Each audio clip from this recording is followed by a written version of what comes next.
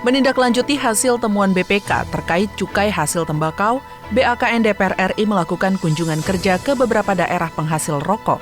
Saat kunjungan kerja ke Kabupaten Karawang, Jawa Barat, Ketua BAKN DPR RI Wahyu Sanjaya mengungkapkan adanya temuan berulang oleh BPK terkait pemesanan dan pemusnahan pita cukai sehingga ada perbedaan pelaporan.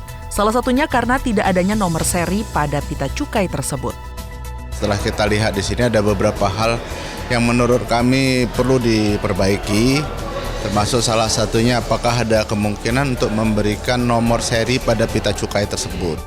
Anggota BAKN DPR RI Ahmad Najib mendorong Perum Peruri selaku pencetak pita cukai memperbanyak fitur-fitur keamanan pada pita cukai tersebut agar tidak mudah dipalsukan. Di samping itu, sistem keamanan di internal Peruri juga harus ditingkatkan untuk menghindari kebocoran pita cukai yang dilakukan oknum-oknum tidak bertanggung jawab. Tidak adanya kebocoran pita cukai tembakau, baik dari proses produksi sampai kepada distribusi.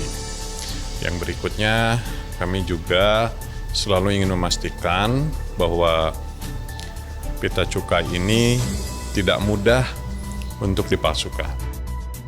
Kementerian Keuangan menargetkan penerimaan negara dari cukai rokok di tahun 2022 sekitar 189 triliun rupiah. Untuk mengoptimalkan hal tersebut, saat kunjungan kerja ke Kabupaten Pasuruan, Jawa Timur, Wahyu Sanjaya mengatakan, pencetakan pita cukai dan pengamanan produk rokok perlu dilakukan untuk mencapai target penerimaan negara. Wahyu menilai penyederhanaan tarif cukai tembakau menjadi solusi meningkatkan pendapatan negara melalui cukai sekaligus menekan angka perokok di Indonesia karena harga rokok menjadi naik atau mahal. Dari lini produksi itu bagaimana pengelolaan cukai rokok yang tidak terpakai atau salah tempel. Jadi apakah prosesnya itu bagaimana ya, diretur atau seperti apa gitu kan. Kemudian kita ingin mendapatkan masukan dari para produsen rokok ini terkait apabila kita berharap ke depannya ada penyederhanaan tarif rokok itu ya. Anggota BAKN DPR RI Muhammad Misbakun menyatakan kenaikan target penerimaan negara dari cukai rokok harus diikuti kenaikan jaminan kesehatan masyarakat yang terdampak rokok. Di sisi lain, penyerapan tembakau petani lokal mulai turun karena tingginya impor bahan baku rokok putih. Selain itu, produksi rokok kretek tangan maupun mesin yang mulai berkurang juga menurunkan kesejahteraan petani tembakau. Di dalam isu mengenai cukai tembakau itu bukan cuma hasil tentang cukai tembakau semata, tapi di sana ada petani tembakau. Kemudian ada pekerja, baik itu di sektor pertanian maupun di industrinya, termasuk di sektor perdagangannya.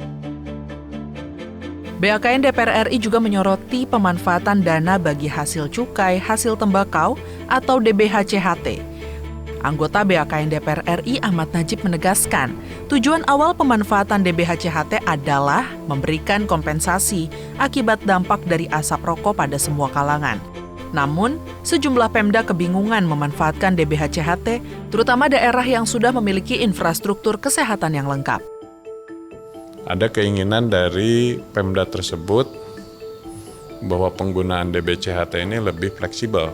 Nah, namun tentu kami juga menggarisbawahi bahwa tujuan DBCHT ini kemudian tidak menjadi kabur. Sementara itu, Wakil Ketua BAKN DPR RI Anis Biarwati mengapresiasi pengelolaan DBH-CHT untuk urusan kesehatan, terutama pembangunan rumah sakit khusus paru-paru. Meski begitu, formulasi pemanfaatan DBH-CHT perlu disusun ulang agar lebih variatif, namun tidak menyimpang dari tujuan awal, yaitu perlindungan kesehatan masyarakat. Jadi memang banyak pemerintah daerah sejauh pengamatan kami ya, yang masih bingung bagaimana memanfaatkan dana cukai tembakau karena memang pemerintah membuat undang-undang yang strict gitu. Ya, padahal kebutuhan daerah itu berbeda-beda. Ya, karena alokasinya sudah ditentukan, sementara kebutuhan daerahnya tidak tidak terakomodir.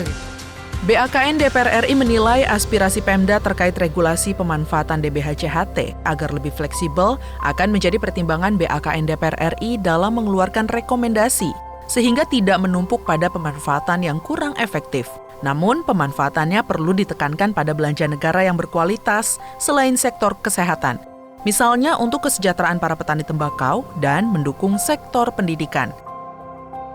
Tim Liputan TVR Parlemen melaporkan.